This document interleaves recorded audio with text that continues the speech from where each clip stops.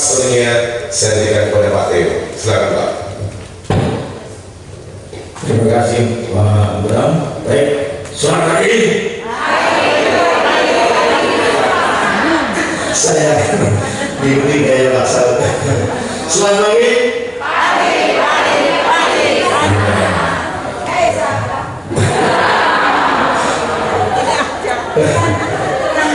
Baik, Bapak Ibu sekalian, materi sesi ketiga Profesor Internship akan kita nikmati bersama, hangat dan penuh dengan informasi yang luar biasa. Untuk itu sebelum kita masuk pada sesi beliau, Pak Kawet Utomo dari XP Education akan mengantar tentang apa yang sesungguhnya nanti sekaligus juga Prof. Eko akan singgung di dalam tema transformasi digital.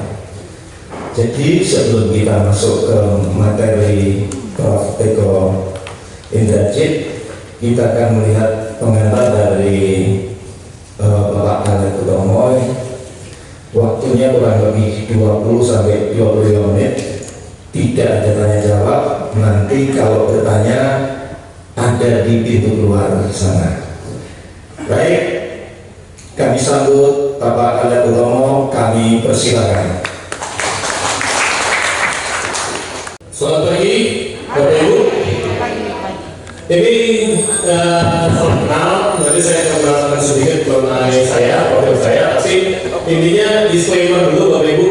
Saya kemarin dengar ya, Prof. Andreas presentasi ya dari Binus. Nah ini sedikit disclaimer, saya dan beliau nggak janjian, ya. Oke. Nah ini soalnya awalnya sama. Oke, ini familiar nggak Bapak Ibu sama logonya? Oke ya, HP udah tahu ya, jualan laptop, printer, gitu. Tapi hari ini kita nggak ngomong mengenai produk atau device HP, tapi kita ngomong mengenai inisiatif HP di dunia pendidikan, karena kita merasa punya tanggung jawab untuk di Indonesia, terutama di dunia pendidikan. Nah ini ya sama ya, kayak Binus, tahu nggak? HP itu salah satu startup pertama Bapak Ibu. Tahun 39 di Silicon Valley, ya, di Palo Alto, ya, Google, Apple, ya, ini sama mulanya di garasi tahun 39. Jadi kalau boleh nyambung sedikit, itu Steve Jobs pada saat dia bikin Apple Computer itu si Hewlett sama Packard yang ngasih device-nya. Boleh dicari di Google, ya. Oke, itu sedikit opening. Nah ini tadi yang saya bilang sustainability ya, jadi kita pengen salah satu yang kita menjadi fokus adalah di pendidikan. Nah ini Bapak Ibu kalau berkenan boleh scan, jadi kita ini CSR kita ke pendidikan di dunia. Jadi kita punya yang namanya HP Online Teaching Assistant. Nah ini di sini kalau Bapak Ibu nih, misalnya kan kemarin di pandemi kita online ya semuanya. Nah ini di sini ada video based training. Mulai dari awal sampai advance itu totalnya ada 38 video, itu free. Ada dua environment, ada environment Google, ada environment Microsoft gitu. Jadi boleh nanti di depan ada share juga, kalau sekarang mungkin agak dulu nggak apa-apa gitu. Tapi ini free, totally free, nggak perlu daftar gitu. Jadi free, langsung bisa masuk sini. Ini salah satu komitmen kita juga buat dan ini bahasa ya Bapak Ibu ya, Bapak Ibu gitu. Kita di negara Asia Pasifik pertama yang fasilitas ini gitu. Oke. Nah yang mungkin hari ini yang saya bawakan akan judulnya menjadi HP Classroom of the Future gitu ya. Kemarin kayaknya Prof. Andreas bilang, oh iya nih bahwa di kelas itu harus foster a lot of new 21st century skill, collaboration, communication, problem solving, dan lain-lain ya. Nah itu sebenarnya harus didukung dengan berbagai hal. Nah ini yang akan saya ceritakan hari ini. Jadi saya akan mulai ya. Saya udah lama di dunia pendidikan, kebetulan sebelumnya saya di organisasi multinasional yang namanya Pearson.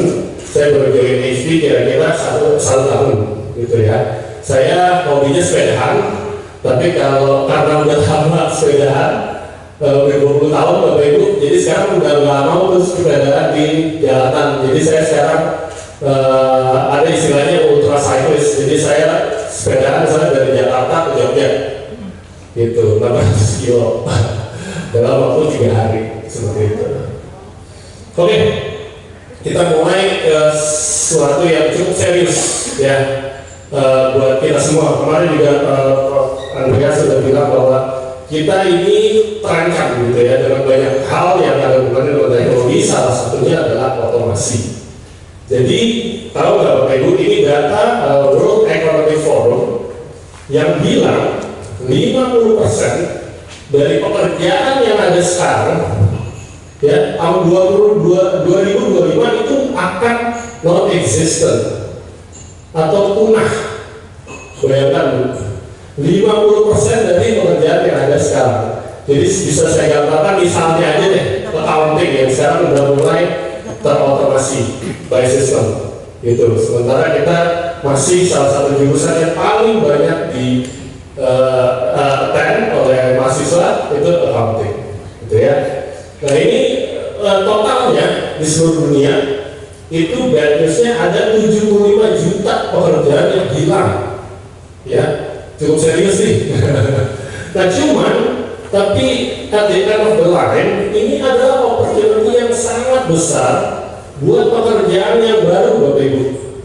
Jadi pekerjaan yang baru itu dibutuhkan jauh lebih banyak dari pekerjaan yang hilang. Ada 133 juta menurut World Economic Forum gitu. Nah cuman ini pekerjaannya memang yang membutuhkan skill yang lebih modern, bisa dibilang seperti itu. Nah ini data di Indonesia ya. Ini sebenarnya dirilis sama ILO, International Labour Organization, itu tahun 2015, bilang bahwa 55% dari pekerjaan yang di Indonesia ini akan terdampak oleh otomasi. Ini data valid dari ILO. ILO bikin ini di ASEAN, semua negara di ASEAN disurvey, dan di Indonesia bilang 56%. Nah ini udah ada kejadian nih Bapak Ibu. Kalau nggak tahu di Bogor tuh suka lihat ini nggak sih Bapak Ibu? Genius ya? Tahu nggak kalau Genius itu bank? Tahu kan ya? Oke, BPTN ya, ini bank. Nah ini mereka karena program ini berhasil, kan ya udah nggak perlu teller, nggak perlu apa. Akhirnya sekarang udah self banking ya, maksudnya udah digital banking, kita bisa melakukan sendiri. Mereka mem-PHK ini baru ya beritanya Bapak Ibu ya, 7 Mei 2021. Mereka mem-PHK 5.500 karyawan gitu ya, jadi ini cukup serius menurut kami. Nah ini juga data pengangguran di Indonesia berdasarkan BPS. Jadi ada 5,8% totalnya di Indonesia, yang 14% dari 5,8 itu 2,3 juta itu S1 Bapak Ibu ya, ininya degree-nya, jadi cukup serius. Nah ini kalau dari perspektif orang tua, buat HP kan memang tadi saya bilang kita concern banget ke pendidikan gitu ya. Kita ini bulan Agustus 2021 kita mengadakan sebuah survei yang cukup intensif, sampelnya kira-kira 500 orang. Kita survei orang tua milenial. Nah ini seru nih Bapak Ibu ya. Jadi ini relevan banget buat Bapak Ibu di sekolah sekarang datanya. Oke?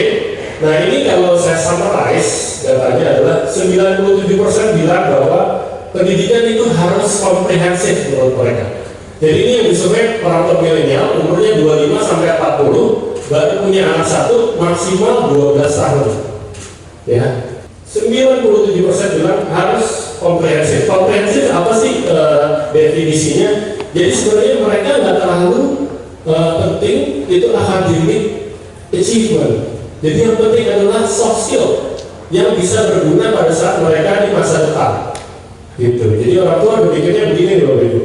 67%-nya bilang harus itu ada pendidikan komprehensif karena ini kemampuan yang dibutuhkan untuk masa depan. Ya. Dan 89% almost unanimous lah ya, hampir 90% bilang bahwa yang bisa membantu hal ini adalah teknologi. Itu. Jadi ini betapa pentingnya teknologi ya, peran teknologi pada saat sekarang. Nah ini sedikit ke survei. Nah, jadi ini kalau survei sih bisa ketemu di YouTube. Jadi ada namanya McCloud ya, bisa dilihat 60% dia bilang 65% dari usia sekolah dasar ini mungkin 2030 akan menghadapi kerjaan yang belum ditemukan. Seperti itu. Ya, jadi pertanyaan besarnya adalah bagaimana sih ya sekolah menghadapi tantangan di era pendidikan digital. Nah, mungkin saya akan bawa Bapak Ibu nih ya, kira-kira ini nggak ke future sih, tapi ini udah kejadian sekarang. Ya, yang saya akan bawa sedikit membayangkan seperti apa sih kelas masa depan Bapak Ibu ya. Oke. Nah, ini roadmap-nya HP. Kemarin kan Pak Andreas bilang harus ada roadmap nih. Kita mau progres pendidikan, kita punya roadmap. Nah, roadmap ini kita punya yang namanya classroom of the future, campus of the future, dan office of the future. Nanti saya akan cerita dari 3 perspektif, dari perspektif orang, dari perspektif experience atau pengalaman, dan teknologi.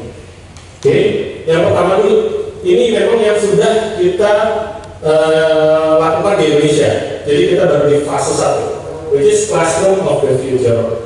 Nah, sebenarnya apa sih skill yang mau kita dorong dengan kita mengadakan classroom of the future yang ini yang dari kemarin kita bicarakan 4C ya. Pemerintah bilang kan collaboration, communication, creativity, dan critical thinking. Ya, nah ini begitu masuk classroom of the future, saya nggak akan metode, tapi yang paling penting adalah mungkin Pak Andreas juga sudah terbesit sedikit ya, bahwa lifelong learning ini penting sekali skillnya. Pas pada saat mereka di kampus, karena kenapa? Mereka akan terus bisa belajar sampai kapanpun. Ya, itu harus diajarkan di kampus seperti itu. Terakhir baru karena office sudah berubah ya, kita udah remote, kita juga udah nggak punya cubicle, harus bisa berkomunikasi dengan baik, ya tim player. Nah ini kira-kira skill. Aku masuk ke 3 aspek ini ya. People yang pertama. Nah ini udah berubah dan ini udah appear. Jadi banyak sekali mungkin di sini udah melakukan hal ini ya Bapak Ibu ya. Jadi dulu memang lecturing berbasis konten. Jadi guru as a source of knowledge. Sedangkan sekarang muridnya itu seperti Pak Andreas bilang, muridnya itu udah punya device dengan Google dan dia bisa bertanya apapun, gitu ya. Jadi udah bergeser jadi sekarang student centered learning. Gimana caranya guru dari yang tadinya source of knowledge bisa berubah menjadi facilitator. Ya, jadi kebijaksanaan guru itu sangat penting untuk bisa mendukung hal ini. Kedua, nah ini materi ajarnya juga harus berubah. Dari sisi pembuatan metodenya juga harus berubah. Yang ketiga, nah ini pada saat kita berubah pasti akan ada bersinggungan dengan instruksi-instruksi baru. Contohnya aja kita punya di Eropa ya. Nanti saya akan cerita sedikit juga di belakang bahwa di setiap kelas di sana ada yang namanya pojok maker space. Jadi itu kalau misalnya ada project mereka berdiri di situ, yang lainnya bisa nonton. Itu namanya maker space. Karena mereka aplikasi membuat sesuatu, pasti hybrid blended ya. Personalized learning ini penting.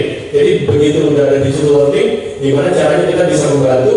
Oh si A ternyata kurang pengetahuannya, itu bisa dikuatkan lah seperti apa itu personalized learning itu bisa di-enable oleh teknologi. Yang pastinya sekarang ya ini ya pemerintah juga udah mendukung vocational learning dan lain-lain supaya bisa langsung applicable skillnya. Nah kalau dari sisi pengalaman gimana atau experience? Nah ini dari sisi pekerjaan berubah ya. Kemarin kita bicara mengenai transformasi 1.0, 2.0 dan lain-lain. Nah ini mulai dari efisien, pemberdayaan dan keterlibatan. Jadi keterlibatan ini saya dulu pernah kerja di startup. Intinya adalah kita harus benar-benar bisa. Baiklah, senang sekali saya berada di sini setelah ketemu dia di Zoom mungkin. Nah, ada selama 2 tahun ikutin Zoom. Nah, ini ke atas kan. Sekarang masuk lengkapnya. Baiklah Bapak Ibu sekalian, ngomong-ngomong saya berapa semester Pak? Ngajarnya? Oh 1,5 jam. Bahkan yang saya mau dikasih ini 2 semester Bapak Ibu. Jadi Bapak Ibu semua dalam 2 semester diringkas jadi 1,5 jam. Jadi persis jam 10 akan saya wisuda dengan predikat kemelut ya. Nah ya 2 semester dari 1,5 jam apa enggak kemelut istilahnya. Nah, kata kuncinya adalah transformasi.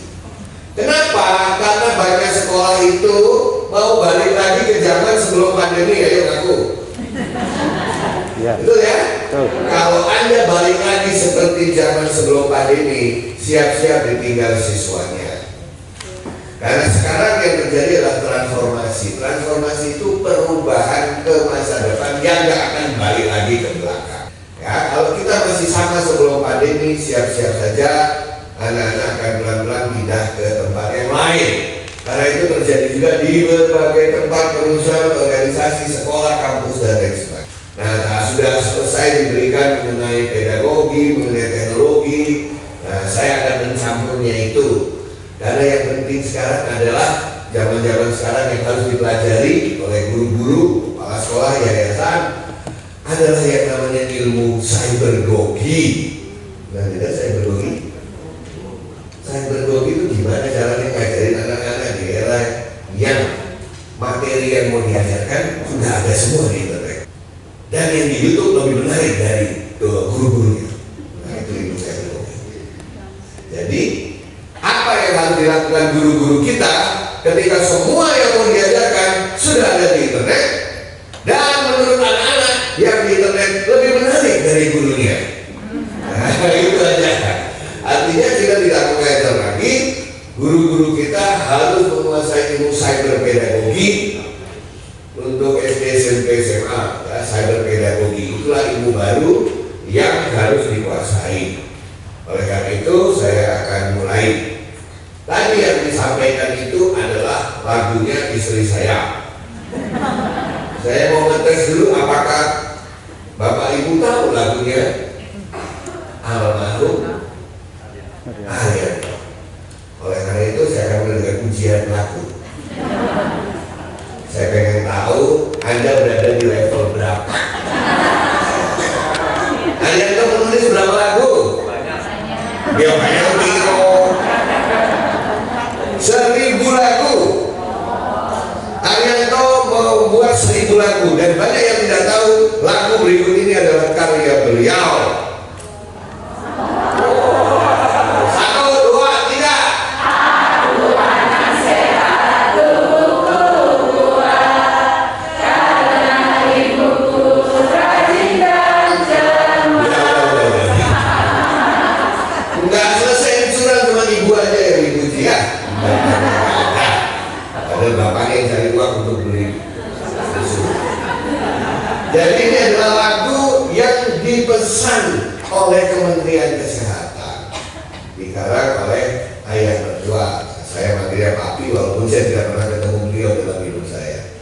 Beliau juga yang mengarang lagu apa? Yang sampai sekarang masih dinyanyikan, Indomie. Itu karya Arianto. Pesanan dari Indofood waktu itu supaya anak Indonesia senang makan mie. Karena Anda tahu ini lulus level 1 ya. Siapa kedua? Langsung nyanyi, gak usah kasih kado. 1, 2, 3.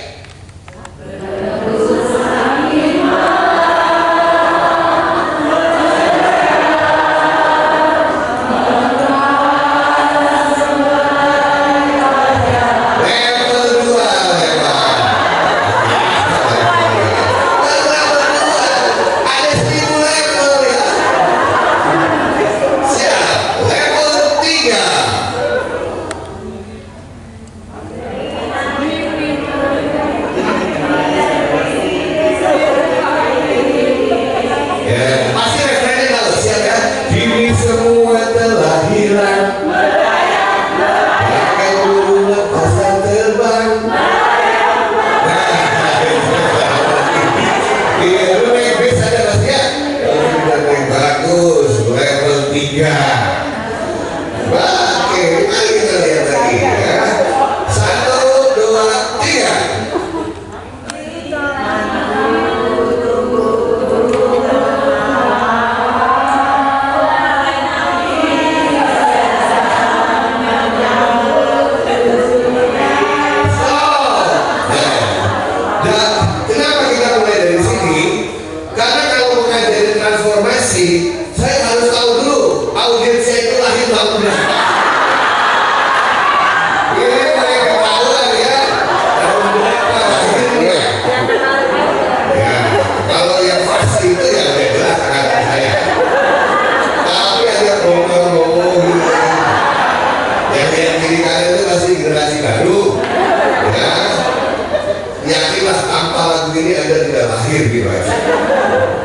Rekor berapa tadi?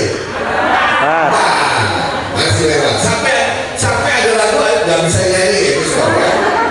Rekor 5.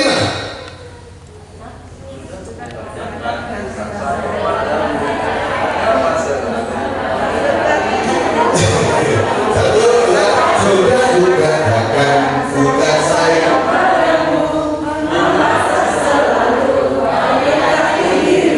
Refrennya bagaimana? 1, 2, 3.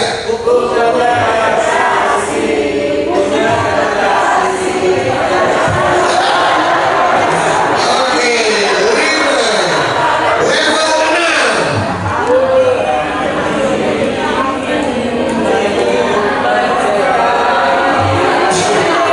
Satu, dua, tiga.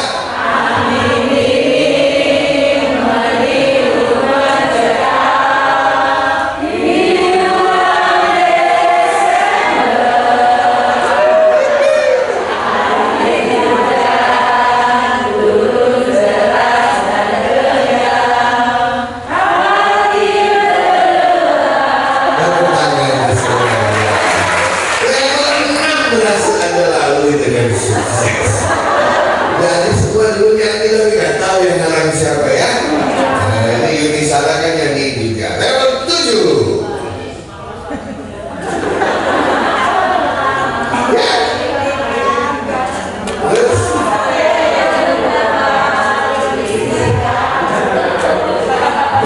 Membuat hatiku langsung refren. Pertama kali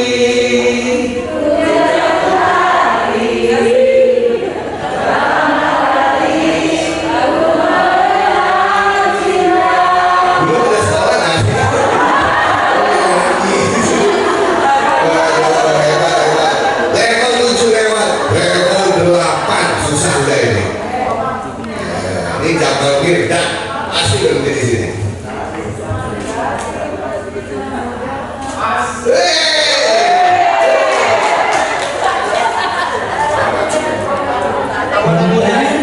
Pasti menggoda lagi.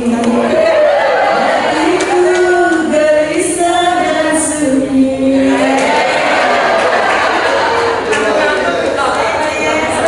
Ini refrennya bagaimana? Dulu berjanji.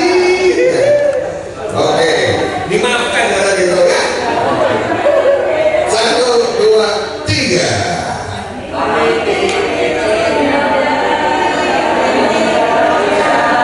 Hetty Kusenda. Bagaimana dengan ini? Rafiqa Dwi.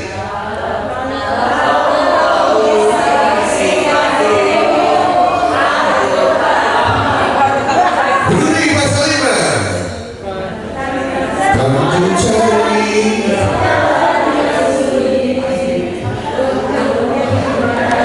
Nah, bapak-bapak biasanya senangnya pasal 5. Di gelapnya kabut dan embun pagi. Udah 1000 lagu museum. Yang terakhir bagus.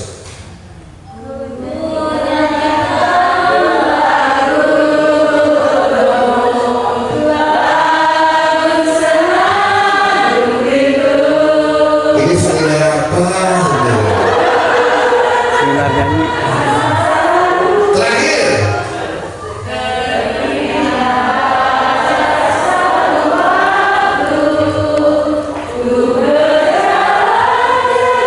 Stop. Yang tahu lagu ini pasti sudah sangat sempuh. Tahu nggak? Karena ini lagu pertama yang dibuat oleh Arianto.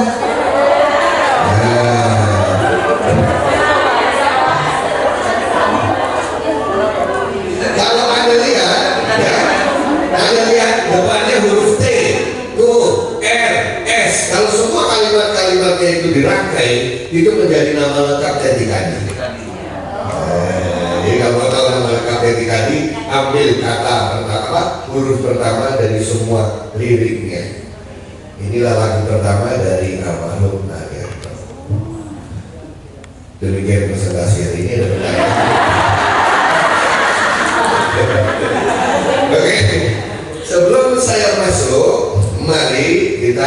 nostalgia dulu. Pertama, siapa yang dulu dalam hidupnya pernah lulus SMP?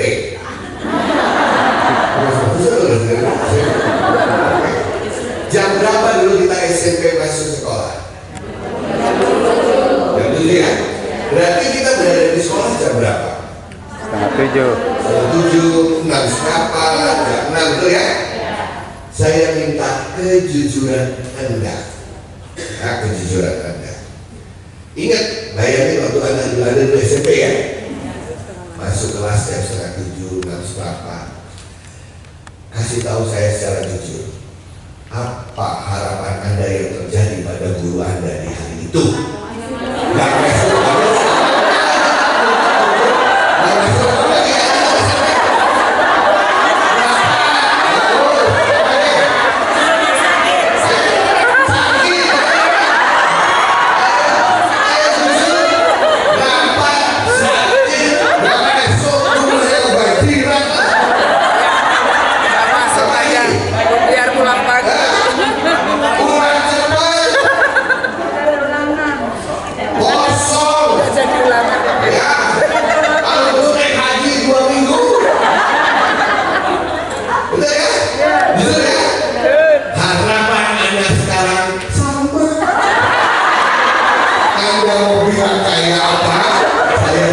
survei curangkan kita ya.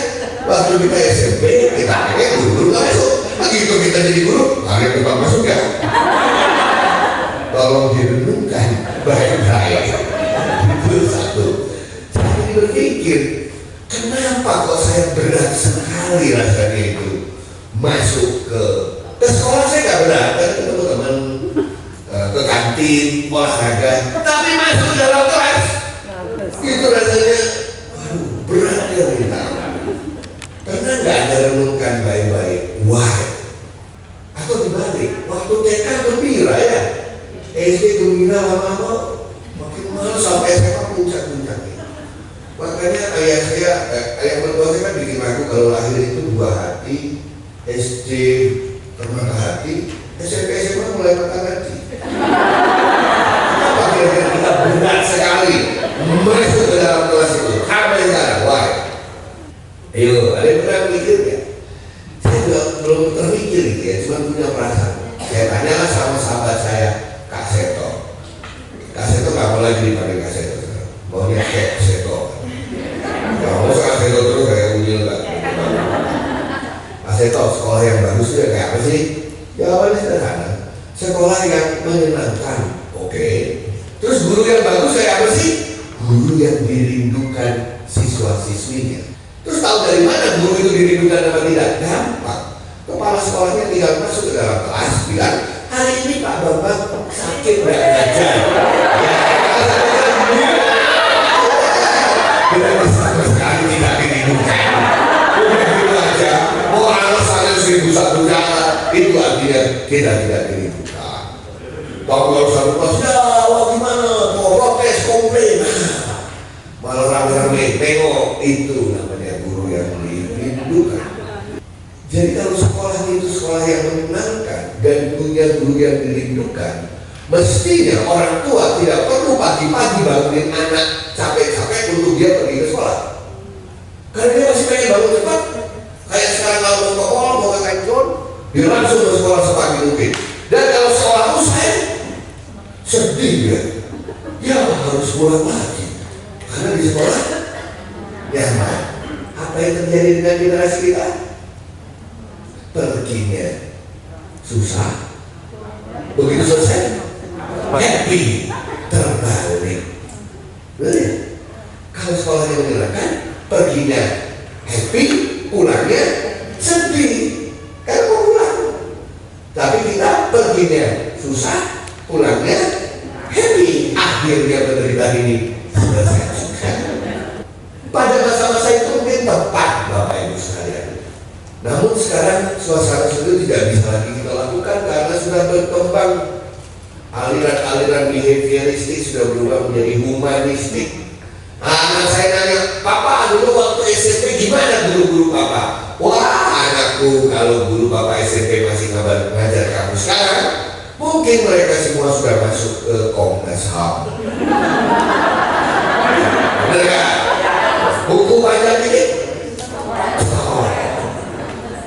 Rambut cowok panjang. Guru ngajar ribut, minimum dilempar. Minimum takut, maksimum. Aku garis, apa dulu? Garis. Ada juga yang jangka itu dari aku. Yang paling banyak dilempar itu paling lucu kan? Sampai yang 17 sudah, Pak, aku tuh paling jauh dari Bapak. Bapak melempar, saya melak, kok masih kena ya? Terus Pak Guru bilang, Bapak tuh ngajar 30 tahun. Ya kali latihan ya gitu.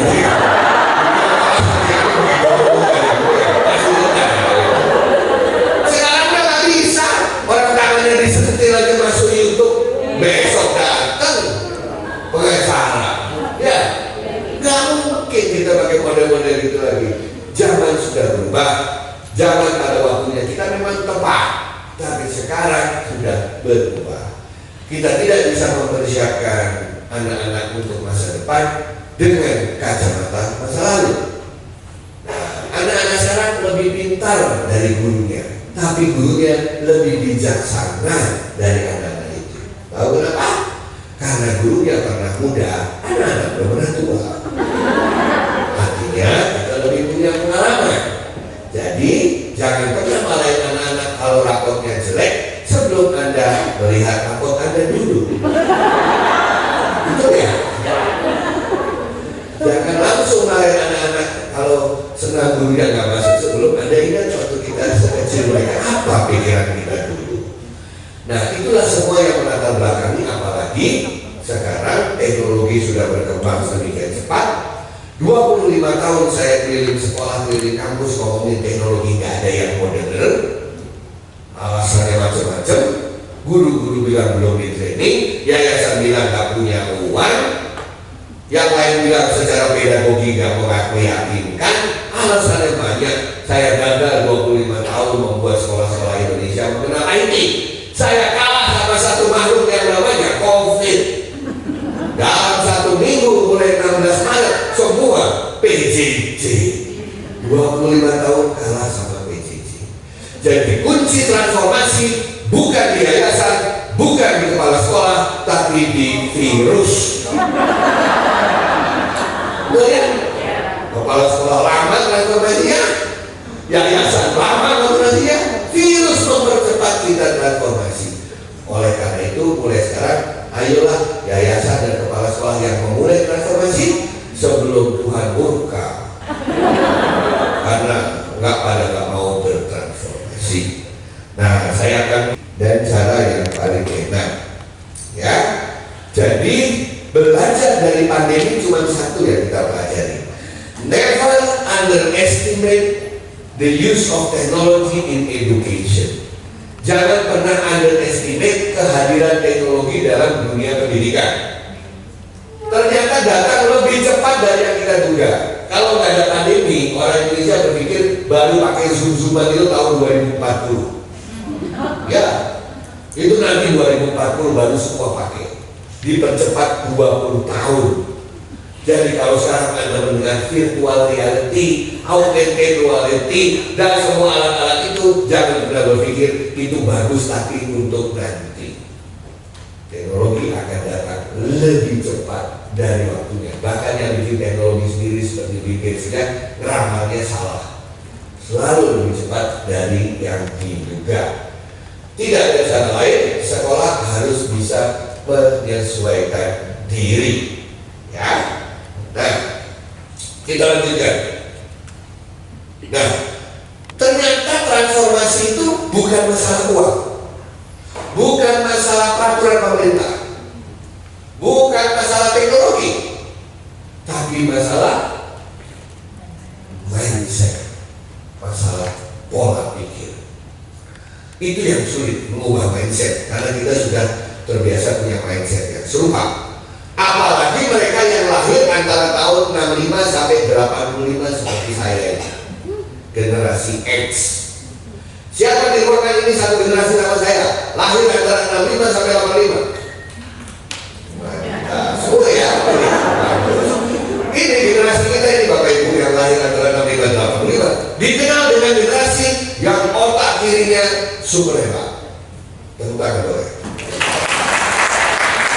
Mereka berpikirnya runtut, detail, lengkap, holistik, tetapi otak kanannya rada celaka.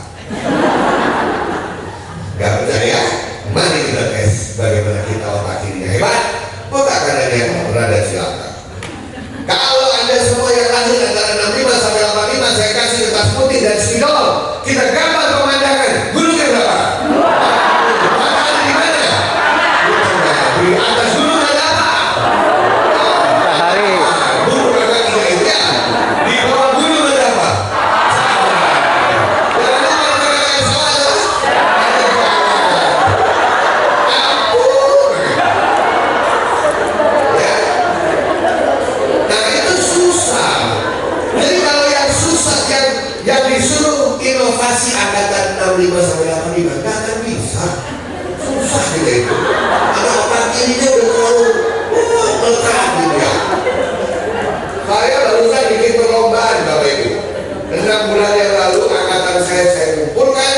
Ayo kita bikin perlombaan menggambar pemandangan. Hadiah 1 juta rupiah.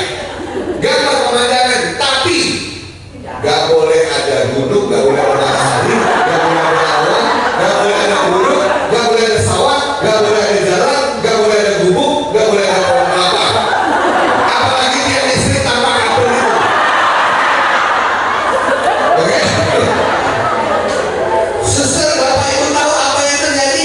15 menit semuanya hang. Terus ada yang mulai menorehkan pensil. Ya, gunung lagi. Terus, ya, pohon kelapa lagi. Terus, baru setelah 30 menit ada yang bisa gambar. Saya jadi Pak, coba apa gambarnya? Dia gambar 3 lingkaran tidak beraturan. Pemandangan apa ini? Ini pemandangan dari atas Air Asia. Mulai rekreatif ya. Atau rekreatif dan gila maka enggak. Jadi kalau Anda kita disuruh mikirin baru susah. Kayak tadi teman-teman mengatakan dari FP, cara tempat duduk di dalam kelas itu macam-macam ya. Kita susah. Coba Anda bikinnya melingkar-melingkar. Begitu gurunya masuk, anak-anak tolong diangkat, diberikan lagi ke depan. Dibikin lagi kayak guru itu. Aneh rasanya. Iya, makanya di kelas saya itu yang lingkaran ke bawahnya saya takut. Terus saya bilang gurunya, Anda cuma dapat ngajar di ruangan ini, kalau nggak enak aja. Dia bisa kok menyesuaikan diri. Jadi guru-guru itu paling gampang disesuaikan mungkin lewat desain masuknya. Saya tantang tetap Bapak Ibu guru, Anda coba tantang mereka. Cabut papan tulis. Ya, cabut papan tulis, cabut proyektor. Kira-kira dia akan cari gimana? Pasti nomor 1 yang protes kan? Suster, kenapa saya nggak ada papan tulis? Pasti begitu. Benar nggak? Karena kalau cara kita ngajar di rumah susah. Terus Bapak tadi ngajarnya kayak gitu. Tapi dengan ruangan misalnya ngadep 2, letter U, berkelompok-kelompok, lama-lama kita bisa menyesuaikan. Ya, papan tulis itu memang perlu pada saat kita dulu. Kenapa? Karena harus ada yang gambar apa? Karena guru geografi mau ngajarin gerhana matahari, betul ya? Jadi dia harus ambil satu warna putih untuk bulan, warna biru untuk bumi, warna kuning untuk matahari, pakai penggaris 1 meteran yang biasa mukul kita itu supaya lurus untuk menerangkan gerhana, betul? Sekarang perlu menerangkan gerhana seperti itu. Tinggal buka Google, tulis gerhana matahari, ada animasinya, ada gambarnya, ayo kita diskusi. Kalau dulu gambarnya sendiri 30 menit, 15 menit, kapan jelasinnya? Makanya papan tulis di Indonesia berlapis-lapis. Ini jangan dihapus dulu, belum diterangin, betul ya? Itu gerak dulu benar, pada waktunya benar. Karena belum ada teknologi, belum ada internet. Papan tulis itu juga teknologi. Karena waktu zaman kakek kita nggak ada papan tulis. Jadi teknologi itu papan tulis. Nah, bagi kita bukan teknologi kan? Bagi kita teknologi itu handphone. Bagi anak-anak handphone bukan teknologi. sudah pegang. Seperti itu, teknologi adalah alat untuk mempermudah kita melakukan proses pembelajaran. Kan dari kata teknik, logos, ilmu atau ilmu mengenai metodologi, pakai alat. Nah itulah teman-teman sekalian, makanya kita harus lihat sekarang bahwa berbeda semuanya. Masih dari korban dikte ya kita? Masih ya? Apa itu dikte? Guru ngomong, kita nulis. Kenapa dulu itu benar dikte itu? Pada waktu dia dikte itu benar. Satu, melatih. Kedua, buku yang mau diajarkan gak ada di Gramedia, gak ada di Gunung Agung. Itu di kota besar, kota kecil gak ada toko bukunya. Adanya cuma di catatan gurunya. Dan belum ada fotokopi dulu. Gimana gurunya mau kasih tahu supaya anak-anak baca ini di rumah? Ya harus disalin dulu ke kita masing-masing, baru di rumah kita bisa belajar. Itu tepat pada zamannya dulu. Lah sekarang yang mau diajarin semuanya sudah ada di Google, di internet, semua bisa kita. Terus kalau gitu kita ngapain? Perbanyak untuk pendidikan karakter, untuk diskusi, untuk debat, untuk presentasi dan lain sebagainya. Nanti saya jelaskan bagaimana itu bisa terjadi. Kalau mindset kita sudah berubah, belakangnya itu otomatis. Karena mindset akan menentukan perilaku kita. Perilaku kita nanti akan mengubah model proses belajar mengajar kita, dan otomatis teknologi akan masuk di dalamnya. Nah, contoh Bapak Ibu sekalian, apapun soal yang Anda berikan, anak-anak sekarang pintar. Dia akan cari dulu di internet, betul ya? Jadi guru-guru sekarang harus belajar membuat soal yang jawabannya gak ada di internet. Kalau enggak, anak-anak nggak mikir, anak-anak akan copy paste. Dan anak-anak copy paste bukan karena dia males. Anak-anak copy paste bukan karena mereka mau plagiat. Anak-anak copy paste, begitu saya wawancari mengatakan, ya guru saya pandai Pak Eko. Kenapa? Masa dia nanyakan sesuatu yang jawabannya sudah ada di internet? Apa dia nggak tahu ada jawaban ini? Ya saya kasih tahu. Jadi bagi dia menanyakan sesuatu yang jawabannya sudah ada di internet. Kalau saya harus mikir lagi, saya harus membuat kalimat baru lagi, yang nggak efisien dan nggak masuk akal. Itu dari kacamata mereka. Kita kira mereka malas, betul nggak? Karena gurunya memberikan soal yang jawabannya ada di internet. Masa dikasih soal ini? Tolong tuliskan riwayat Pangeran Diponegoro. Wih, senang banget mereka. Riwayat Pangeran Diponegoro. Enter. Ada keluar 3.000. Terus bagi-bagi, kamu yang ini ya, kamu yang ini ya, kamu yang ini. Biar nggak sama. Benar nggak? Nggak bisa lagi model-model kayak gitu. Kita harus lebih bijaksana dari mereka. Contoh Prof. Oke, contoh. Berdua ya, satu kelompok ya. Sebutkan pahlawan nasional zaman Belanda. 2. Ingat nama jalan ini, ingat nama jalan. Pahlawan nasional. Ki Hajar Dewantara, terus. Nama jalan di Ponorogo ya. Terus. Cut Yadin udah ya, di sini kan Cut Yadin di Ponorogo sama Ki Hajar Dewantara. Nah, sekarang susah, 3 juga tidak boleh sama, 3-3-nya 2 sama boleh. Jenderal Sudirman di Ponorogo. Tengku Umar, bagus. Nih berdua dari satu kelompok ya. Sini. Ya, Muhammad Yamin, Ismail Marzuki, Imam Bonjol. Oke, nama jalan jangan Imam Bonjol 1, Imam Bonjol 2 ya. Patimura, daerah Kartini, satu lagi Sunyadi. Oke. Jadi anak-anak dua-dua itu saya suruh milih 3 terserah mereka. Yang penting tidak tidak boleh sama, 2 sama boleh. Begitu udah, saya minta kertas, saya kan udah memastikan mereka milihnya beda ya. Soal saya sederhana. 2 minggu lagi presentasi ya ke kita semua. Silakan Anda cari data. Jawabannya nomor 1, tolong presentasi ke depan dengan data yang benar. Menurut Anda berdua, dari 3 pahlawan nasional yang Anda pilih itu, siapa yang paling merepotkan Belanda? Ada jawabannya di internet? Gak ada. Untuk bisa menjawab itu, Anda harus apa? Harus baca. Minimum baca berapa? Minimum 3. Emang udah baca 3 bisa jawab siapa yang paling merepotkan? Anda harus berimajinasi tuh. Seandainya saya jadi Belanda, siapa yang paling repotin? Betul ya? Setelah berimajinasi akan selesai. Mereka harus komparasi, ya kan? Dibandingkan. Habis komparasi harus bikin presentasi. Habis presentasi harus meyakinkan teman-teman di kelas. Dan dia harus mendengarkan pendapat orang lain dari kelompok lain yang mungkin memilih pahlawan yang sama. Bapak Ibu, saya tidak peduli siapa yang merepotkan Belanda. Itu bukan urusan saya, itu urusan Belanda. Betul ya? Tetapi bagaimana anak-anak membaca, anak-anak berimajinasi, mengkomparasi, membuat presentasi, meyakinkan orang lain dan mendengar pendapat orang lain, itu ilmu hidup yang dia butuhkan.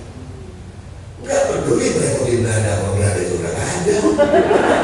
Tapi kita punya konteks di situ yang membuat mereka seperti itu.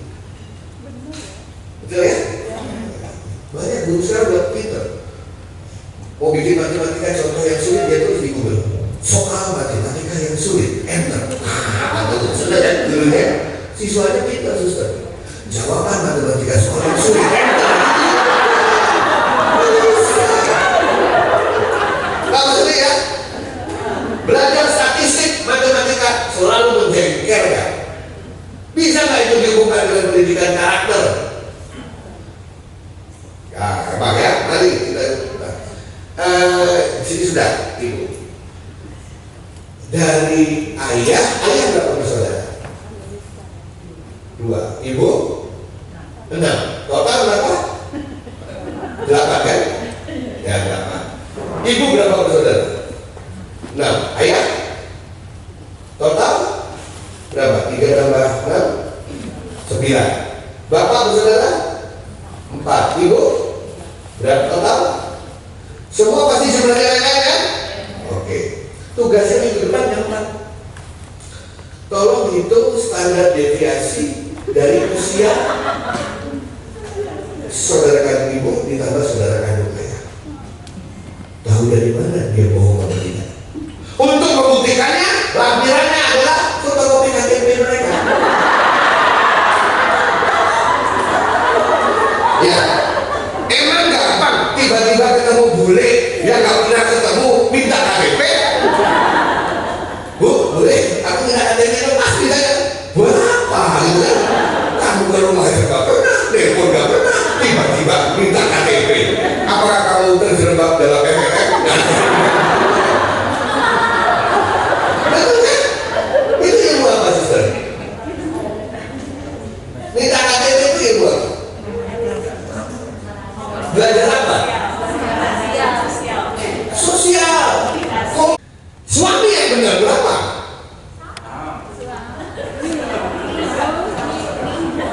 Tiga juga. Kalau 1 itu swagro. Kalau 5 swasta. 7 swasti. Ada ketawanya nggak nyaman kan? Karena sebelahnya yang ketawa ya. Itulah 2 pertanyaan yang kurang bermutu, Bapak Ibu sekalian. Tapi kadang-kadang ya itu tadi, kita terlalu cepat menjawab sebelum. Mari kita mulai.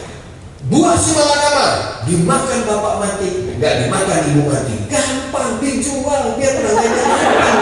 Kita dapat uang, betul ya? Nah, itulah cara berpikir growth mindset, out of the box thinking. Perlu latihan, ya. Nanti kapan-kapan kita ketemu lagi workshop, kita latihan cara mengembangkan growth mindset. Bapak Ibu sekalian, terima kasih, Tuhan memberkati.